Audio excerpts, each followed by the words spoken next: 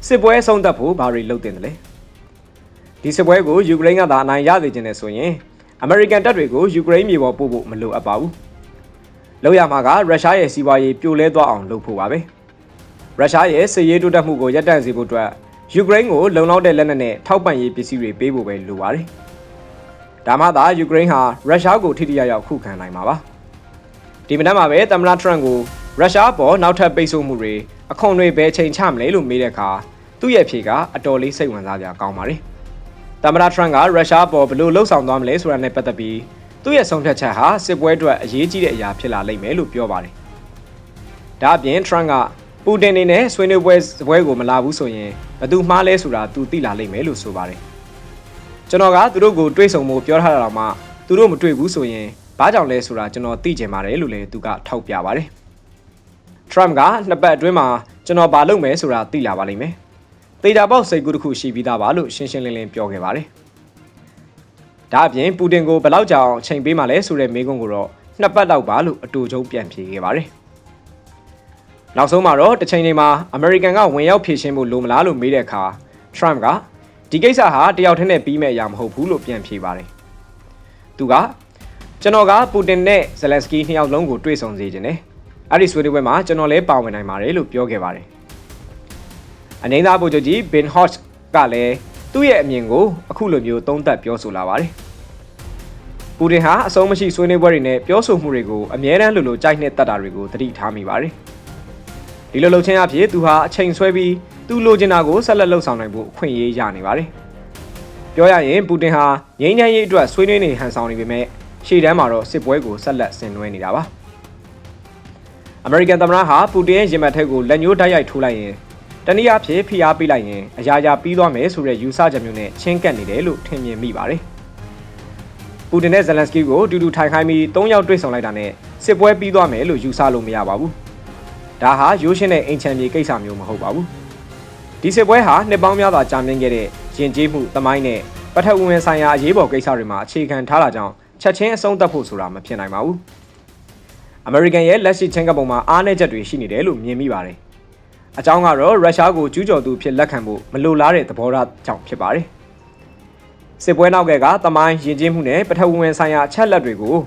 ုတမရာရောသူ့ပတ်ဝန်းကျင်ကလူတွေပါနားမလည်ကြဘူးလို့ယူဆရပါတယ်ဘာလို့လူတွေကတိုက်ခိုက်နေရတယ်လဲဆိုတဲ့အခြေခံအချက်ကိုလည်းသူတို့မသိကြပါဘူးတမိုင်းကိုပြန်ကြည့်ရင်တာလီဘန်ဗီယက်နမ်ကွန်မြူနစ်ဒါမှမဟုတ်အမေရိကန်ကိုလိုနီနယ်သားတွေမှာစစ်တပ်ကြီးတွေလိုလက်နက်အင်အားမရှိခဲ့ပါဘူးဒါပေမဲ့လည်းအင်အားမရှိသူတွေကပဲအနိုင်ရခဲ့ကြပါတယ်ဒါဟာစစ်ပွဲမှာစစ်အင်အားထက်စိတ်သက်ခွန်အားနဲ့ယုံကြည်ချက်ကဘလောက်အရေးပါလဲဆိုတာကိုပြသနေတဲ့လျှို့ဝှက်ချက်ပဲဖြစ်ပါတယ်ဒီလိုအင်အားမမျှတတဲ့အခြေအနေမှာတော့မှယူကရိန်းကရုရှားကိုအထိနာဆုံးဖြစ်အောင်တိုက်ခိုက်နေပါတယ်အထူးသဖြင့်ရုရှားရဲ့ရေနံလုပ်ငန်းနဲ့ရေနံပို့ဆောင်တဲ့ပိုက်လိုင်းတွေကိုပြစ်မှတ်ထားနေတာကိုတွေ့ရပါတယ်ဒီနည်းလမ်းဟာစစ်ပွဲအတွက်ငွေကြေးစည်းစိမ်မှုကိုထိန်းချုပ်တဲ့ရုရှားရဲ့စီးပွားရေးသွေးကြောကိုဖျက်တောက်တဲ့ထိရောက်တဲ့နည်းလမ်းဖြစ်ပါတယ်မကြာသေးမီကယူနီချာရေနံစုပ်စခန်းကိုယူကရိန်းကတတိယအကြိမ်မြောက်ထပ်မံတိုက်ခိုက်ခဲ့ပါတယ်ဒါဟာရက်30အတွင်းတတိယအကြိမ်ပါဒီစခန်းဟာဥရောပကိုသွားတဲ့ရေနံပိုက်လိုင်းပေါ်ကအရေးပါတဲ့ဗဟိုချက်ဖြစ်ပြီးရေနံစိမ်းတန်တန်းပေါင်း60လောက်စုပ်ယူနိုင်ပါတယ်ဒီတိုက်ခိုက်မှုကြောင့်ဟန်ဂေရီနဲ့စလိုဗက်ကီးယားတို့စီကိုရုရှားရေနံပို့ဆောင်မှုရပ်တန့်သွားခဲ့ပါတယ်ယူကရိန်းဟာစစ်မြေပြင်မှာသာမကစီးပွားရေးအရာပါရုရှားကိုထိထိရောက်ရောက်တိုက်ခိုက်နိုင်တယ်ဆိုတာကိုသက်သေပြနေတာပဲဖြစ်ပါတယ်ဒီပိုက်လိုင်းဟာရုရှားရဲ့စစ်ပွဲအတွက်အလွန်အရေးကြီးတဲ့ဝင်ငွေအရင်းမြစ်ဖြစ်ပါတယ်ကျွမ်းကျင်သူတွေရဲ့ခန့်မှန်းချက်အရရုရှားဟာဒီပိုက်လိုင်းကနေဟန်ဂေရီနဲ့စလိုဗက်ကီးယားကိုတစ်နေ့ကိုရေနံစီ9000လောက်တင်ပို့နေပြီးနေ့စဉ်ဒေါ်လာတန်း80ကနေ80အထိဝင်ငွေရရှိနေပါတယ်ဒီပိုက်လိုင်းကိုတိုက်ခိုက်လိုက်တာကခရမ်လင်ကစစ်ပွဲဆက်လုပ်ဖို့မိခိုနေရတဲ့ဝင်ငွေစည်းစိမ်မှုကိုတိုက်ရိုက်ထိခိုက်စေပါတယ်ဒီလိုဖြစ်လာတော့ဟန်ဂေရီအစိုးရကမပျော်ပါဘူး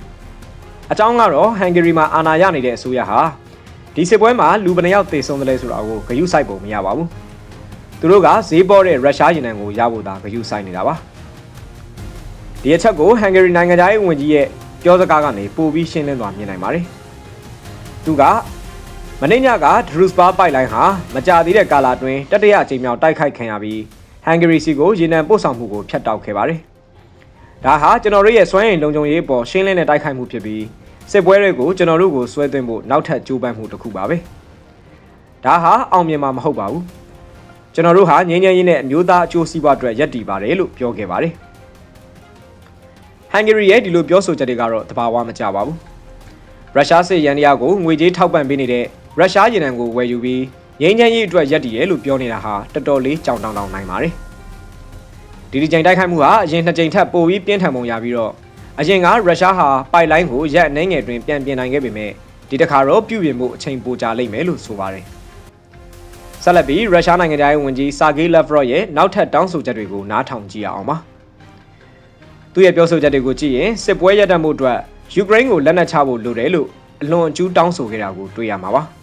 ။လက်ဗရော့ဟာယူကရိန်းရဲ့လုံခြုံရေးပေါ်ရုရှားရဲ့ဗီတိုအာဏာကိုပါတောင်းဆိုခဲ့ပါတယ်။တနည်းအားဖြင့်ယူကရိန်းကဘလို့လုံခြုံရေးဆိုင်ရာဆုံးဖြတ်ချက်မျိုးကမှရုရှားရဲ့ခွင့်ပြုချက်မပါဘဲလုပ်ခွင့်မရှိဘူးလို့ဆိုလိုတာပါ။ဒါအပြင်သူက2022ခုနှစ်ကအစ္စတန်ဘူမူဂျန်ကိုပြန်လည်အသက်သွင်းပြီးမော်စကိုနဲ့ဘေကျင်းကိုအာမခံချက်ပေးသူဖြစ်ထားရှိဖို့လည်းပြောခဲ့ပါတယ်။သူတို့ဟာဥရောပကိုစစ်ပွဲရဲ့အကျိုးမြတ်ကိုမှီခိုနေတဲ့ကပ်ပါးကောင်များအဖွဲ့လိုတောင်ခေါ်ဆိုခဲ့ပြီးစစ်ပွဲကိုဆွဲလန်းနေတဲ့စိတ်ရောဂါတွေများလို့လည်းကင်မွန်းတက်ခဲ့ပါတယ်။ဒီလိုပြောဆိုနေတာဟာရုရှားဆိုရတဲ့ဝါဒဖြန့်မှုဘလောက်ထိပြင်းထန်နေပြီလဲဆိုတာကိုပြသနေပါတယ်။ဒီအချက်တွေကြောင့်ပူတင်ဟာသမ္မတဇယ်လန်စကီနဲ့တွေ့ဆုံမှုမလိုချင်တာပါ။ပူတင်ဟာဒီစစ်ပွဲကိုအဆုံးသတ်ဖို့စိတ်ကူးမရှိပါဘူး။သူဟာငြိမ်းချမ်းရေးကိုလိုချင်တာမဟုတ်ပဲယူကရိန်းရဲ့တစ်စိတ်တစ်ပိုင်းကိုသိမ်းပိုက်ဖို့သာလိုချင်နေတာပါ။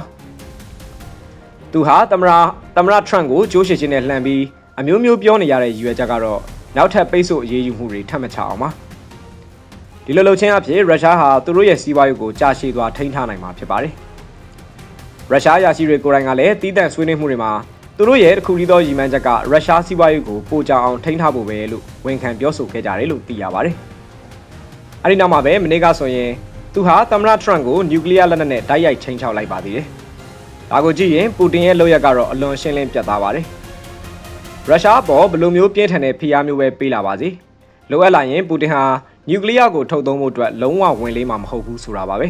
။ဒါပေမဲ့ပူတင်အတွက်အကြီးမားဆုံးပြဿနာကတော့ရုရှားရဲ့နျူကလ িয়ার ချိန်ချောက်မှုတွေဟာလက်တွေ့မဟုတ်ပဲချိန်ချောက်ရုံတတ်တာဖြစ်တယ်ဆိုတာကိုယူကရိန်းကျူးကျော်စစ်ပွဲကအကြိမ်ကြိမ်သက်သေပြနေလို့ပါပဲ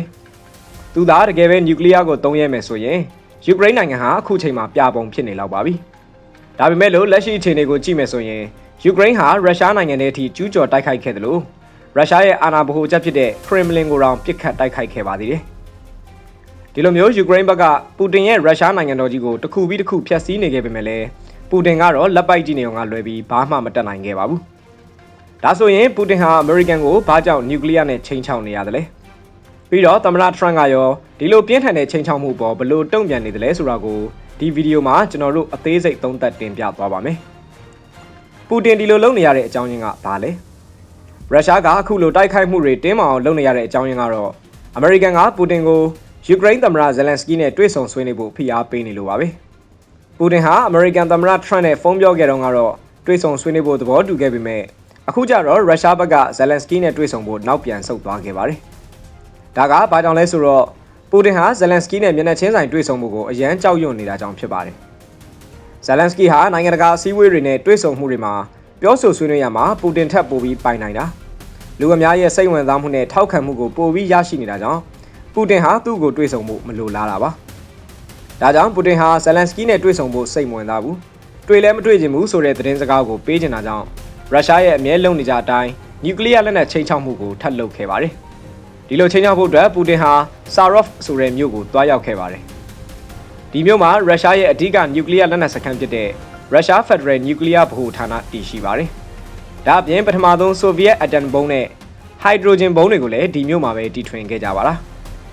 တချို့လူတွေကတော့ပူတင်ရဲ့ဒီခီးစဉ်ဟာပုံမှန်ခီးစဉ်တစ်ခုပဲဖြစ်ပြီးဘာအတိတ်ပဲမှမဟုတ်ဘူးလို့ထင်နိုင်ကြရှိပါတယ်။ရုရှားမီဒီယာတွေကိုယ်တိုင်ကလည်းဒီအကြောင်းကိုပြောနေကြသလိ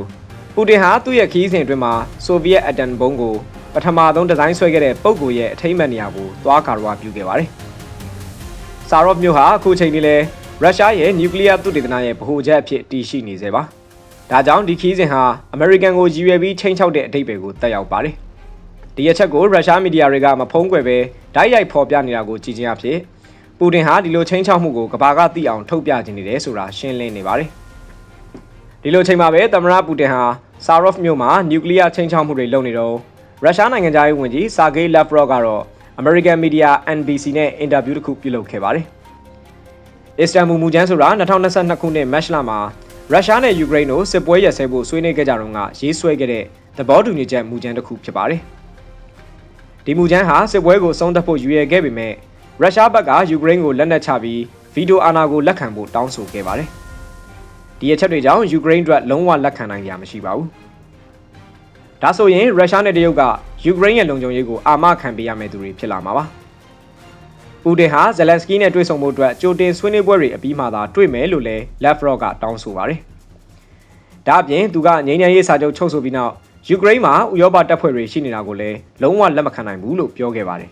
။သူကဒါကိုနိုင်ငံခြားဆွတ်ဖက်မှုလို့ခေါ်ဆိုခဲ့ပါတယ်။ဒါဆိုရင်ရုရှားနဲ့တရုတ်တွေယူကရိန်းကိုထိန်းချုပ်မယ်ဆိုတာကလည်းနိုင်ငံခြားဆွတ်ဖက်မှုမဟုတ်ဘူးလားလို့မေးတရားရှိပါတယ်။ရုရှားရဲ့ဒီတောင်းဆိုချက်ကြီးကတော့နားလည်ရခက်ပြီးလုံးဝကိုသဘာဝမကျပါဘူး။ဒီလိုမဖြစ်နိုင်တဲ့တောင်းဆိုမှုတွေကိုလုပ်နေတဲ့နေ့မှာပဲရုရှားဟာမောင်းသူမဲ့လေယာဉ်600နဲ့ဒုံးကျည်40ကိုယူကရိန်းပေါ်ကိုပစ်လွှတ်ခဲ့ပါတယ်။ဒီတိုက်ခိုက်မှုတွေကြောင့်လူတအုပ်သေဆုံးပြီး15ဦးဒဏ်ရာရခဲ့ပါတယ်။ကျောင်း26ကျောင်းသူငယ်တန်းကျောင်းနဲ့ရုံးခန်းတွေလည်းပျက်စီးခဲ့ပါတယ်။ဒီလိုတိုက်ခိုက်မှုတွေကိုလုပ်နေရင်လည်းညှိနှိုင်းဆွေးနွေးဖို့တောင်းဆိုနေတာဟာဘလို့မှလက်ခံနိုင်ကြကောင်းတဲ့အပြုအမူမဟုတ်ပါဘူး။ဒီရုရှားရဲ့တောင်းဆိုချက်တွေပေါ်ယူကရိန်းသမ္မတဇယ်လန်စကီးကလည်းရှင်းလင်းပြတ်သားတဲ့ကြေညာချက်တစ်ခုထုတ်ပြန်ခဲ့ပါတယ်။ဇယ်လန်စကီးကရုရှားဟာဘာကြောင့်သူတို့ကိုစန့်ကျင်မဲ့လုံခြုံရေးအာမခံချက်တွေကိုဘာလို့ဒီလောက်စိုးရိမ်နေရတာလဲလို့မေးခွန်းထုတ်ခဲ့ပါတယ်။ပူတင်ကျူးကျော်မှုမစတင်ခင်ကဘယ်သူမှရုရှားကိုတိုက်ခိုက်တာမရှိခဲ့ပါဘူး။ဒါကြောင့်ရုရှားသာဒီကျူးကျော်မှုကိုရပ်လိုက်ရင်ရုရှားအနေနဲ့လုံခြုံရေးအာမခံချက်တွေအမှန်တကယ်လိုမှာမဟုတ်ပါဘူး။ဘာလို့လဲဆိုတော့ဘယ်သူမှရုရှားကိုကျူးကျော်ဖို့အစီအစဉ်မရှိလို့ပါပဲလို့သူကထပ်ပြောပါတယ်။ဒါအပြင်ဇယ်လန်စကီးကတရုတ်ကတော့ရုရှားကနေလွန်ခဲ့တဲ့နှစ်ပေါင်းရာချီကခိုးယူခဲ့တဲ့နယ်မြေတွေကိုပြန်လိုချင်တဲ့အစီအစဉ်ရှိနိုင်ပါတယ်။ဒါပေမဲ့တရုတ်ကလွဲလို့ဘယ်သူမှရုရှားကိုကျူးကျော်ဖို့စိတ်ဝင်စားပါဘူးလို့ရုရှားရဲ့လုံခြုံရေးစိုးရိမ်မှုဟာအခြေမြင့်မရှိကြောင်းထောက်ပြခဲ့ပါတယ်။ရုရှားကလုံခြုံရေးအာမခံချက်ကိစ္စကိုပြောလာတဲ့အခါသူတို့ကိုဘယ်သူကချင်းချောက်နေမှန်းကျွန်တော်မသိပါဘူး။သူတို့ကကျွန်တော်တို့ကိုတိုက်ခိုက်ပြီးကျွန်တော်တို့ရဲ့နယ်မြေပေါ်မှာရောက်နေတာပါ။ကျူးကျော်တဲ့သူကဘယ်လိုလုံခြုံရေးအာမခံချက်တွေလိုအပ်တာလဲဆိုတာကျွန်တော်ကောင်းကောင်းနားမလည်ပါဘူး။ဒါကြောင့်ကျွန်တော်အတွက်တော့တကယ်အတိတ်ပဲကဘာလဲဆိုတာရှင်းရှင်းလင်းလင်းမသိရသေးပါဘူးလို့ဇယ်လန်စကီးကပြောခဲ့ပါတယ်။လက်ဖရော့ကပူတင်ရဲ့သဘောထားကိုရှင်းရှင်းလင်းလင်းပြောသွားခဲ့ပါတယ်။သူကဗလာဒီမာပူတင်နဲ့ယူကရိန်းလက်နက်မချမချင်းသမ္မတဇယ်လန်စကီးနဲ့တွေ့ဆုံဖို့ဘလို့မှရည်ရွယ်ချက်မရှိဘူးလို့ဆိုလာပါတယ်။ဒီစကားကနေသူတို့ဟာယူကရိန်းနဲ့ငြိမ်းချမ်းစွာညှိနှိုင်းဆွေးနွေးတာကိုမလိုချင်ပဲယူကရိန်းကိုရှုံးပေးနေကြတာဖြစ်တယ်ဆိုတာရှင်းပါတယ်။ပြီးတော့အမေရိကန်ကဒီစစ်ပွဲကိုငြိမ်းချမ်းစွာဆုံးသက်နိုင်အောင်ရုရှားကိုဖိအားပေးတာမျိုးကိုလည်းလုံးဝလက်မခံခြင်းဘူးဆိုတာလည်းထင်ထင်ရှားရှားသိလိုက်ရပါတယ်။လက်ဖရော့ရဲ့ပြောဆိုချက်အရသမ္မတဒေါ်နယ်ထရန့်ကဇယ်လန်စကီးနဲ့တွေ့ဆုံတော့ကနေတိုးအဖွဲ့ဝင်မဖြစ်ရေးနဲ့နယ်မြေဆိုင်ရာကိစ္စရပ်တွေအပါအဝင်အချက်လက်ချို့ကိုတင်ပြခဲ့တယ်လို့ဆိုပါတယ်။ဒါပေမဲ့ဇယ်လန်စကီးကအရာအလုံးကိုလက်မခံခဲ့ပါဘူး။ဒါကြောင့်ပဲလက်ရှိအချိန်မှာတွေ့ဆုံဖို့အစီအစဉ်မရှိသေးဘူးလို့ပူတင်ကရှင်းရှင်းလင်းလင်းပြောခဲ့တယ်လို့လက်ဖရော့ကဆိုပါတယ်။ဒါပေမဲ့ဒီနေရာမှာစဉ်းစားကြတစ်ခုရှိပါတယ်။ဇယ်လန်စကီးကတော့ထရန့်နဲ့တွေ့ပြီးမကြခင်လုပ်ခဲ့တဲ့သတင်းစာရှင်းလင်းပွဲမှာပူတင်နဲ့နယ်မြေကိစ္စကိုတိုက်ရိုက်ဆွေးနွေးဖို့ဆန္ဒရှိကြောင်းရှင်းရှင်းလင်းလင်းပြောခဲ့ပါတယ်။